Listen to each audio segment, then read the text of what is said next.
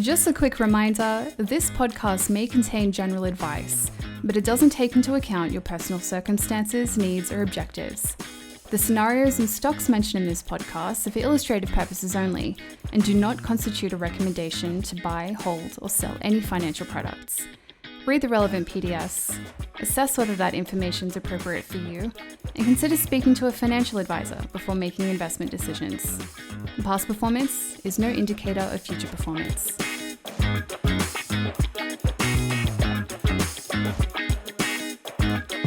Hello and welcome to episode 7 of Stocks Neat, a Forager Funds podcast where we talk the world of stocks and try a few nice whiskies.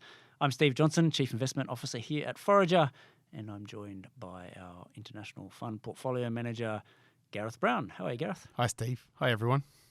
Great to be here. I don't know if you've noticed any difference in the recording sound, but we are in a new recording studio today, in a new office run by WeHubbed Australia, and we're going to have a bit of a chat about the hub model later and what it means for shared offices. We're going to kick off, though, talking about a very obscure part of the world government bond market, which has some important implications for our own world, and then what, if you believe the markets at the moment, is an almost certain and very deep coming recession in Australia.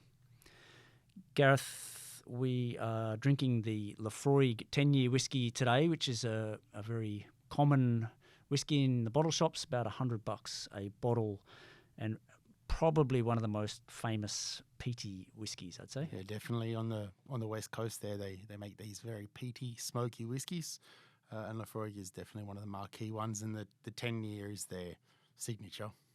So if you've got one to share with us, you can crack it open now. We'll come back and chat about it a little bit later on. Gareth, I'll let you kick off on this one. You lived in Austria for quite some time, married to an Austrian woman, so it's a country fairly close to your own heart. That's not the relevance to this story that you've got to tell, though. There's been something very interesting going on over there. Yeah, so 5 years ago, 2017, the Austrian government issued a 100-year bond. And I thought that was a really interesting thing. I hadn't seen a lot of those over the years. There's been a couple of perpetual bonds that governments have issued in the past, but this one had a yield to maturity of 2.1%. So you would get, you'd put your $100 down, you'd get roughly €2.10 each year, and then in 100 years you get your 100 back.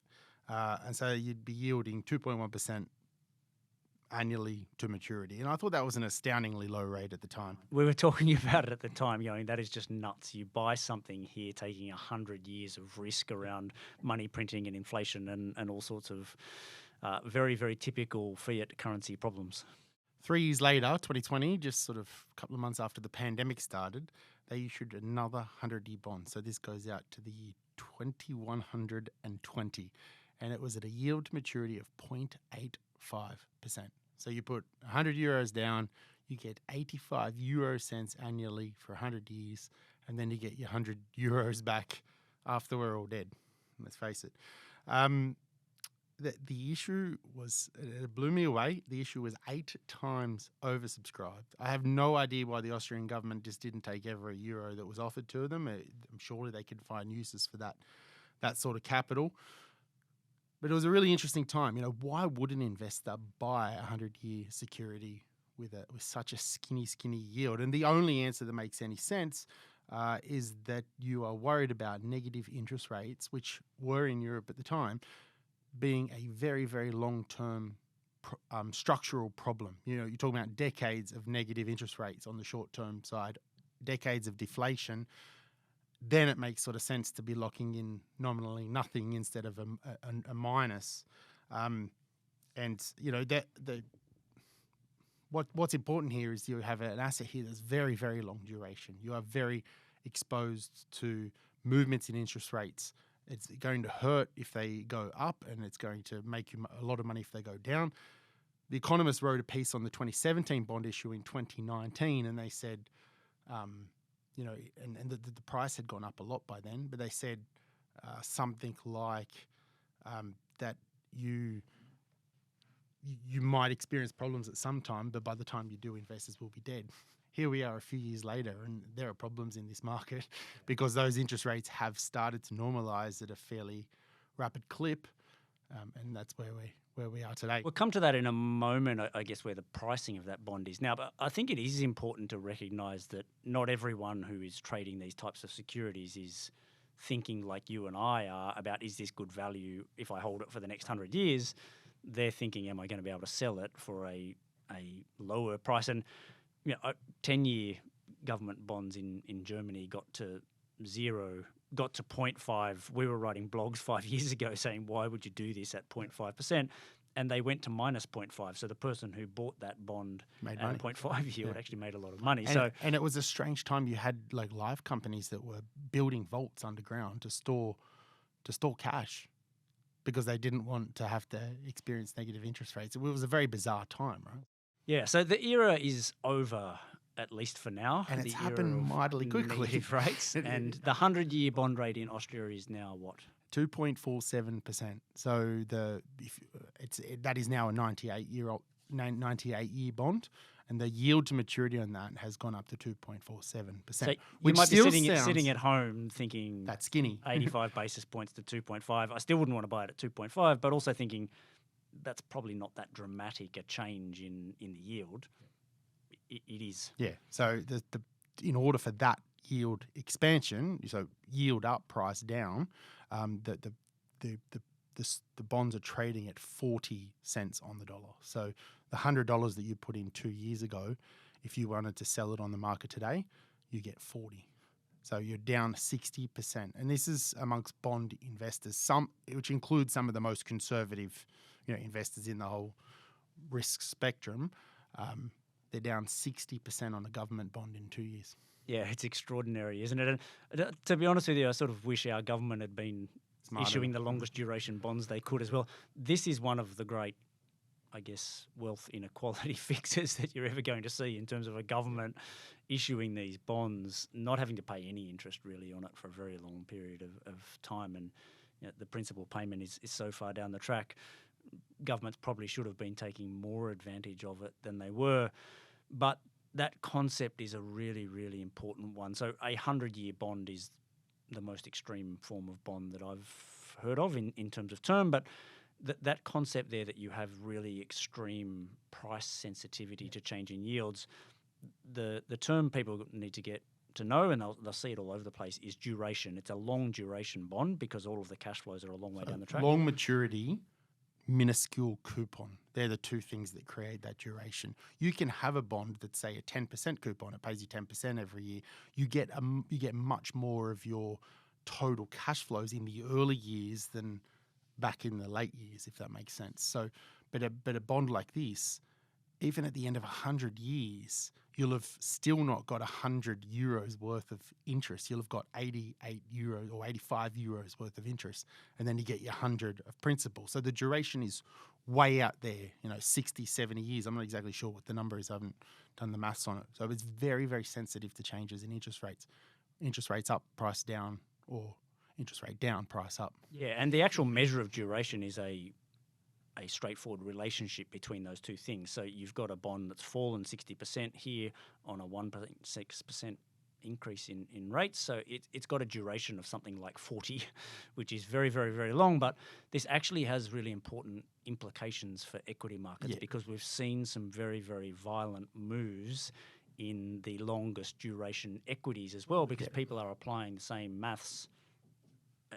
I guess we've got similar views about how stupid it was a few years ago, but they're applying that same logic to a lot of equities now as well. I just think there's some big lessons here for the rest of the asset pool of the world, and some of them don't feel like they've gotten the message yet about what's happening in bonds, and you're also seeing it elsewhere in parts of the equity market. The prices have gotten very realistic very quickly. Yeah, maybe we'll start with where it has repriced pretty quickly, and they're good examples, I think, of stocks to think about as having long duration. Well, think about any of these high growth companies where you're not expecting to get any cash flow back anytime soon.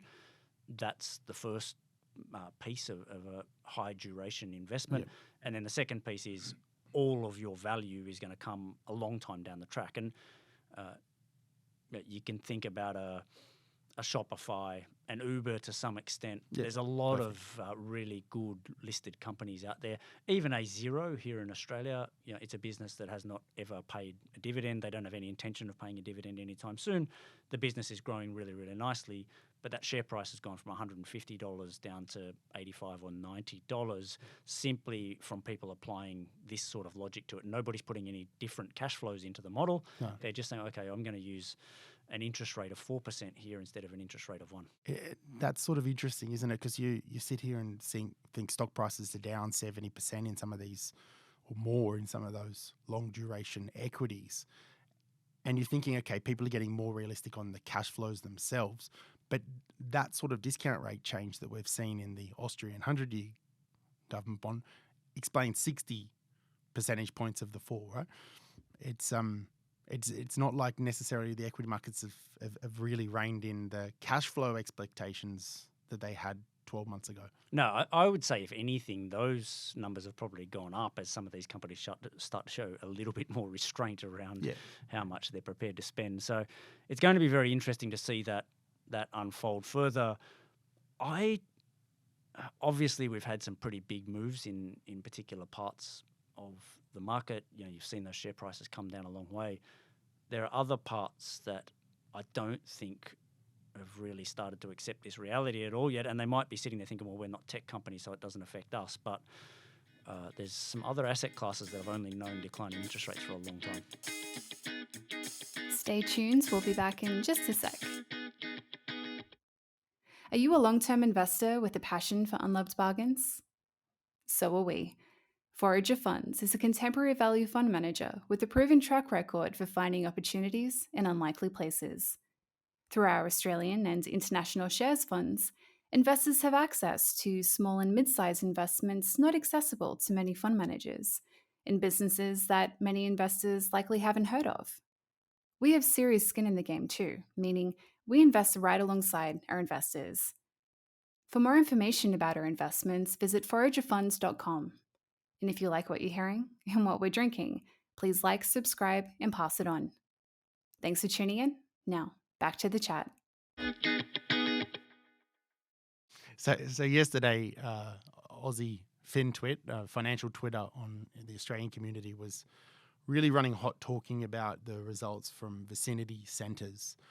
Sorry, this is not a full result yet. This is a trading update.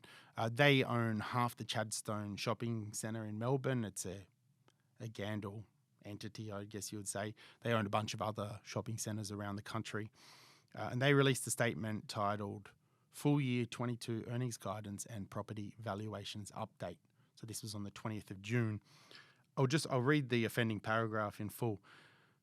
Vicinity also announced preliminary 30 June 22 asset valuations, which indicate a $245 million uplift in book value for the 6 months to 30 June 22 and a modest tightening of the weighted average capitalisation rate from 5.31 to 5.31 from 5.35. You said tightening means down, not up? Yield down, price up a little bit, right? A lowering of the capitalisation rate and an uplift in valuation in this market. Like, that's an astounding thing. Now, I'm not a valuer of shopping centres, but I guess the thing that most clearly puts this into perspective is you look at the Australian long bond, so the 10-year, the government long bond last year, 12 months ago, 30 June 2021, that had a yield to maturity of about 1.4%. So if I take that property centre, they were saying... Sorry, this is the Australian government bond I'm talking about, 1.4%. Yeah, so you take that discount rate that they were applying, it was 5.5. Yeah. You got a 1.4. 395 basis points over the government So bond. 3.95% premium you would want to get paid to own a shopping centre over the government bond. There are costs coming out sub the capitalisation rate, so it's not really but then you've got debt you can apply. But anyhow, just a 1.4%. Here we are almost 12 months later. The Australian government 10-year bond now has a yield of 4.1%. So it has risen, what are we at, nearly 300 basis points in a year. That's a massive expansion, right? What's happened to Vicinity's capitalisation rate? It's gone down slightly. So we're talking about 395 basis point premium to Australian government bonds 12 months ago. That is now 121 basis points. So they just said here the valuations are not going down. It's just that the premium to the government bonds have compacted dramatically. Like you said, I'm not an expert on shopping centre valuations. It may reflect what's going on in the market, but it feels like a bit of a fairyland to me. Yeah, and I think that fairyland is not restricted to shopping centres. I think there are a lot of assets where people have been applying lower and lower discount rates to the cash flows to justify higher and higher prices, toll roads, utilities, even electricity companies. I think a lot of these businesses, and we're going to come to it in a moment, people worrying about recession, but I think people have gone, well, I want defensive businesses and cash flow, so I'm going to buy those. But there is a lot of interest rate risk here. Yeah. You know, when I was working at Macquarie buying Sydney Airport back in 2003, we were valuing that business at 7 and 8 times EBITDA because interest rates were 5 and debt was costing us 7 and 8, and investors wanted 12s and 13s on their equity. And now you've got IFM taking over Sydney Airport, paying 3 times that multiple on the basis that they can use cheap debt, and that the right rate of return for a super fund here is maybe a 6 or 7, I assume they're using.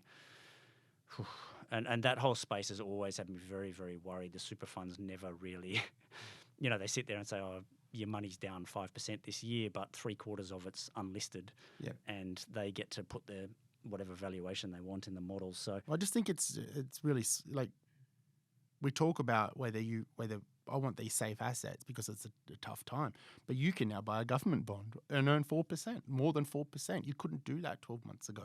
It didn't offer you that shelter. Now, you can lose money on a government bond, but if you lose on the Aussie 10-year from here, you're going to lose more on your vicinity shareholding is my feeling. Why don't we pour a whiskey, Gareth, after that very technical conversation? People at home or out on their walks might want to stop in at the pub or pour themselves a whiskey after that conversation as well. We're going to get even more economics in this next little session.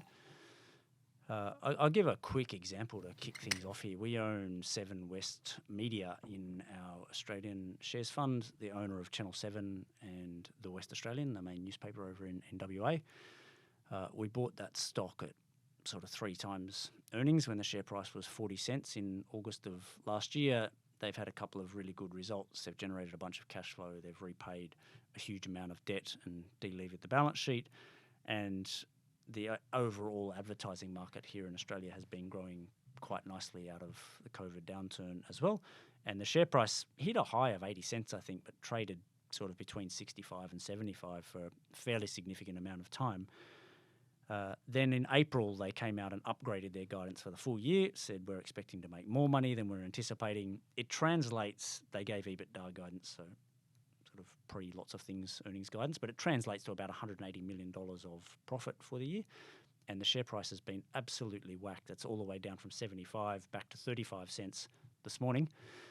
We're recording this podcast on 21st of June, shortest day of the year.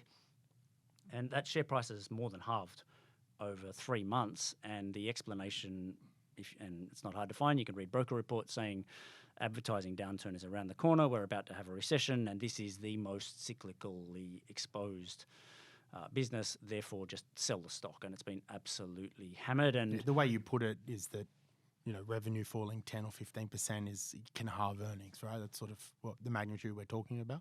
That's right. And it is it's a free-to-air TV station. So I think there are long-term structural challenges there that we probably won't get into today, but those challenges were the same 3 months ago as they are now. But the stock market has become absolutely convinced that we're going to have a recession, that it's going to be a very deep and very lasting one, because, you can lose a year of earnings here and you're still going to be fine paying 3 times. And it's sort of strange, isn't it? Like you buy this thing at 80 cents, the future's cyclical.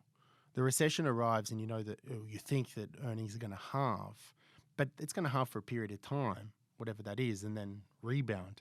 Is halving the stock price the right response to having earnings depressed for a period of time? The only situation in which that is true is where those structural issues are so serious that you're not going to have a business left at the end of the recession. But it sounds like they're responding to cyclical rather than structural. Yeah, absolutely. In the last 3 months, right? Absolutely, no doubt. Like I said, those issues were there. And across the retail space, we don't own the stock, but there's a company called Adairs. The share price is $4.50 down to $1.50. JB Hi-Fi, even really good example, I think mid $50 share price down to $39.38 this morning. Lots and lots and lots of stocks that are exposed to the economy have been sold off very aggressively, and I think it's a really interesting environment that we're in. This whole momentum-driven nature of the market, or maybe narrative-driven is a better way of putting it. There's just no reference to what the right price is for the future. It's just, well, this is going to happen, and therefore I don't want to own the stock, or I do want to own the stock. So you've got one stock that we talked about earlier, no change in the discount rate that's being applied to it, no expected change in the revenue and earnings, or somehow the price ends up staying the same or nearabouts, or at least the valuations the directors apply. Then you've got another stock where recession's coming and they just completely take the clippers to it because revenue's going to be down, and maybe discount the discount multiple, the discount rate, has gone up, and it's a bit indiscriminate. Yeah, and I think there is a lot of pulling out the playbook from the 2008-9 recession happening here that is not necessarily going to be the right playbook for this next recession. I mean, you and I were sort of just finishing school the last time Australia had a recession of this type that is driven by inflation and driven by the central bank having to raise interest rates that slows down economic activity. So there is not a lot of experience around it, but I do think it can be quite a different type of recession from what I would call a balance sheet recession that we had in the financial crisis, which we know take a long, long time to repair because you need to just slowly earn your way out of that balance sheet crisis. I think what we have here is a demand overheating problem that the central bank is raising interest rates to try and slow down that excess demand. And typically some fairly unique supply problems as well. At least we have seen that. They might be normalising. Yeah, well, it's been exacerbated by wars in Ukraine and Russia and oil prices high. I think it's getting hard to say what's temporary and what's become permanent here. But either way, I think central banks are saying we're going to try and slow the demand down by putting interest rates up. And you'd be stupid to say you know what's going to happen. Economics is a very, very complicated thing, but I can see there's a range of different scenarios here that vary from it's a really bad problem to we had a recession where nominal GDP didn't even go down potentially. When they're talking about recession, it's inflation adjusted. And I feel like a lot of these businesses have the balance sheet to survive it for sure and certain, and may not perform anywhere near as badly as people are thinking. Yeah. Definitely learned some lessons from that last balance sheet downturn in terms of how a lot of companies are financed in Australia, right? But they don't have the bad balance sheets that we saw in the mid-2000s. Well, that's probably not exclusively true. Some sectors of the market. And the consumer here in Australia is one of the more highly leveraged consumers in the world. So there's been a lot of talk about this internally. We're probably wasting time to be honest with you. But are interest rates going to go to 4 or 5% here in Australia? I think with the amount of household debt that we have, it's going to bite much earlier, much sooner than in the US. But just the structure of interest rates, I'm sure most of you are aware of, but most people in the US and even in Europe now so in the US it's like 30-year mortgages with a fixed rate. You have the option to walk away and refinance if rates go down, but when they go up, the average mortgage holder, even a very new one, doesn't cop an interest rate rise. Whereas every borrower sort of cops an interest rate rise, and especially the people that have borrowed in the last few years. Some of them are on fixed rates, but short-term fixed rates. So they might not hit that step right now. They might hit it in a year or 2 or maybe 3. But at some point, their mortgage costs are going up quite a lot. And you and I both have fixed-rate mortgages at very low rates. And I think as that horizon starts to approach, people do start to adjust their behaviour before they even get there. Yeah. So, okay, I go to a mortgage calculator, punch in today's rate and say this is what my mortgage payment needs to be, and I start thinking what does my lifestyle need to be to fit that in. And I think there can be less stress about that than a lot of the fearmongers think at the moment, but there is no doubt that it's going to crimp people's capacity to spend money on a wide variety of things. But I mean, what you're talking about there is potentially they go a bit aggressive if they go to 4%, and then they can unwind it. The inverse is also true. You know, once the RBA recognises a mistake, if we get to that point, they cut the rates. The flow-through effect to those borrowers is pretty quick, and to a large pool of them. So, you know, it's a tool that's a little bit more responsive than what most central bankers are working with, because they hit a bigger part of the population quicker.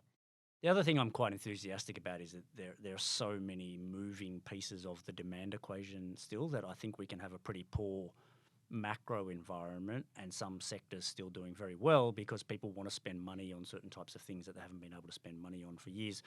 I'm really conservative about the durable goods side of things. People have been buying lounges and televisions and everything that got a massive boost in COVID.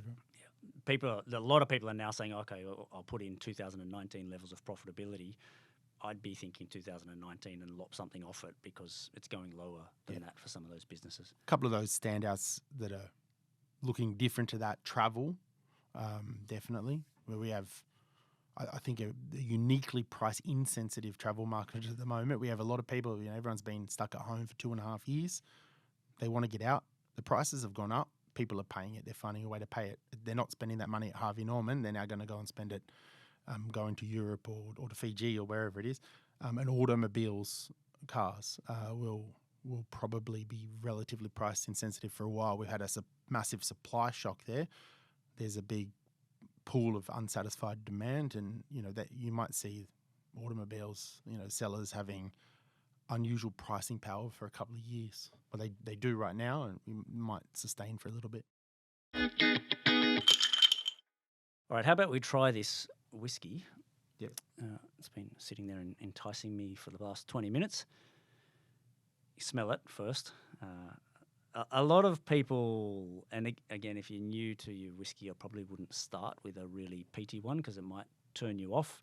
And I think even a lot of people that do like their whiskies won't like the peaty ones, at least to begin with. Can you explain what that even means? And maybe start with the smell of it first, because you can really... I'm not great at picking the different flavours and tastes in a whiskey, but you're not going to miss this one. It's like getting punched in the face by a smoke machine. I was out at my parents' farm on the weekend. I took my godson and his family out for the long weekend, and we had a bonfire outside. And that smell that you have on your clothes when you've been sitting around a bonfire all night, that's exactly what the whiskey smells like. The next day smell, not necessarily while you're sitting there. So this whiskey has been made in Islay. That's the name of the island off the West Coast.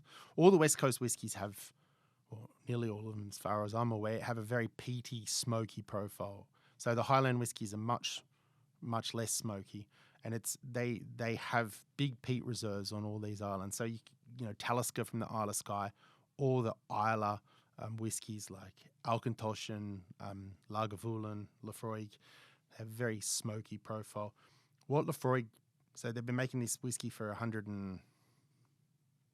207 years on Islay. It's been unchanged for about 75 apparently. So they get the barley and they cold smoke it first. So that is you're making smoke and you're piping it through pipes to cool it down, and you are imparting smoke flavour into the barley without cooking it. So it's the exact same process. So normally that flavour would come from the cooking. The heat that's used for cooking would bring some of that flavour into the whiskey, whereas here you're saying cold smoked and hot smoked. So okay, they're doing both. We'll get to both. But the cold smoking process is is how they prep smoked salmon, for example. That's why it still retains the colour that you from the fish, and it's the colour that you injected the fish with if you farm them.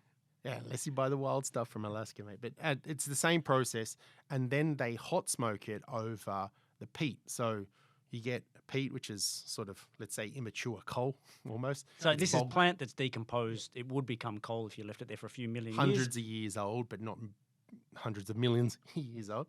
And they light a fire, and then they hot smoke the barley to dry it, basically. And then you turn it into mash, and then you ferment it into alcohol, put it into barrel for 10 years, and this is the end product. But all that smoke is created at the beginning of the process. Yeah, and it's a really, really noticeable taste. I really like the smoky ones. I find if I haven't had one for a few months, it takes me a couple of nights in a row or a couple of drinks to really start enjoying it and appreciating it because it's such a strong taste. But this is a very strong one and one of my favourites. So smoky flavour, and then like I don't know how to say this without making it sound off-putting. Detergenty. Do you get that at all? Just right there in that mid note, and then a sort of a sweet finish, which you sort of don't expect with all that smoke at the start. There's a bit of saltiness there as well. Yeah, the word Tamika used when we had Chloe on was pungent. Maybe you get that detergenty sort of. Yeah, it's almost like the mouthfeel of it rather than the taste. I used to be a huge fan of those Islay whiskies. I don't drink them as often anymore, but there's usually one in the collection. Very nice.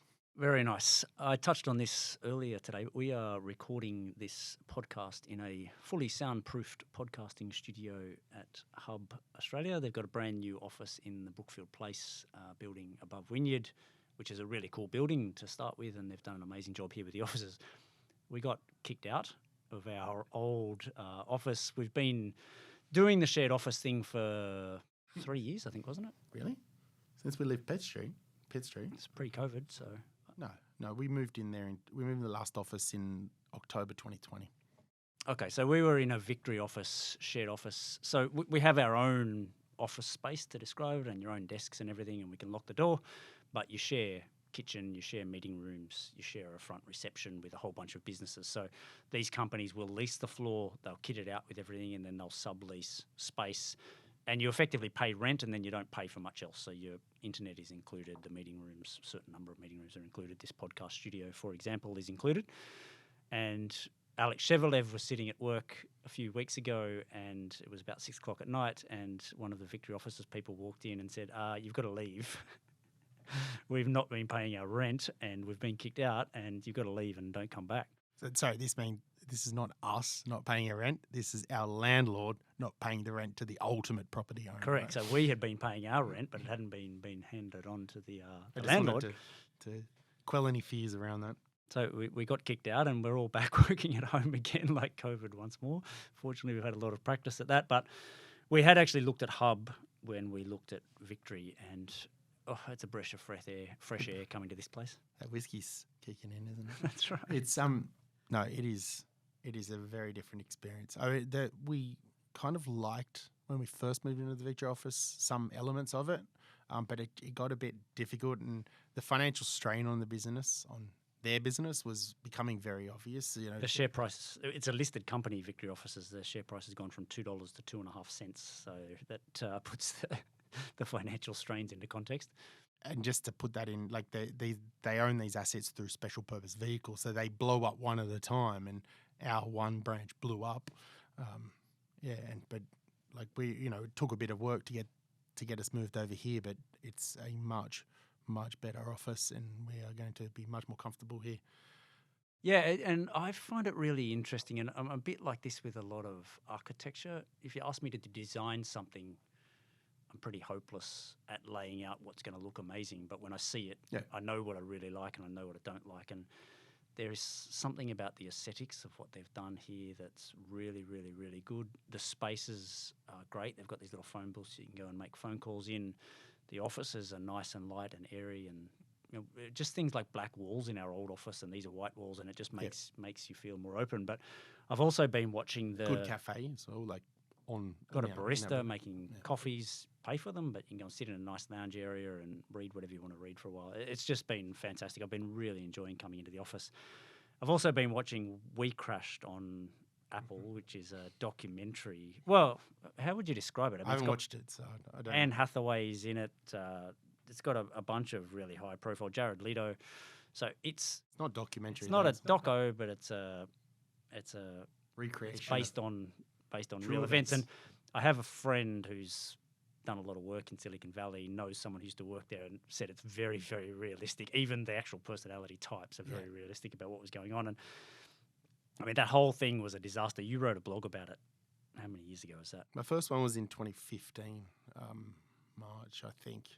I mean, they were raising money at that point with a valuation of $10 billion, which ultimately they thought they could get to a 40-something billion valuation. They were about to IPO at a $47 billion. Then the market said no. The market said no, and it all came unstuck. He walked away, the founder of the business, Adam Newman, walked away with billions of dollars of wealth anyway. They paid him a fortune hanging around. But it was sort of a very public example of the excess at the time around the valuations of these things. SoftBank, sort of blew up a little earlier than most of the things that followed it too. Yeah, there was a first round, I guess, of sort of tech blow up that then took off again because of COVID, the valuations, and then has come unstuck again more recently. But it really was a poster child for just the craziness of... Yeah. And it was, my original thing, which was 7 years ago, was really focused on the valuation. It's one of the more egregiously overpriced things that I've seen in my years in markets. Yeah, but coming here... I wasn't quite aware of the craziness until that started emerging years later.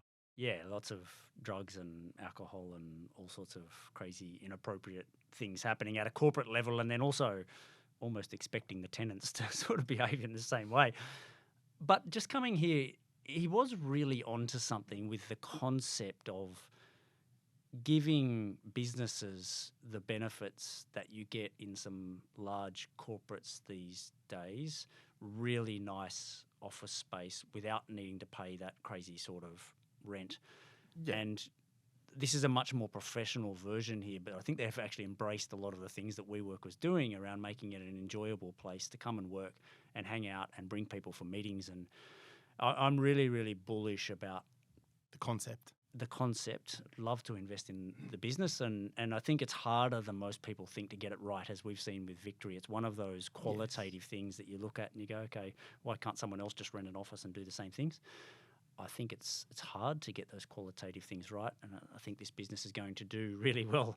A lot of our former co-tenants in Victory are in the same building as us, so they've had a pretty big benefit from that. But if you're a client and come to one of our evening roadshow events or maybe something down the track, we'll probably try and hold something in the office. You can come in and check it out and have a look around. I mean, the only thing I'd add to that, my issue with the valuation of WeWork is that other companies could do it.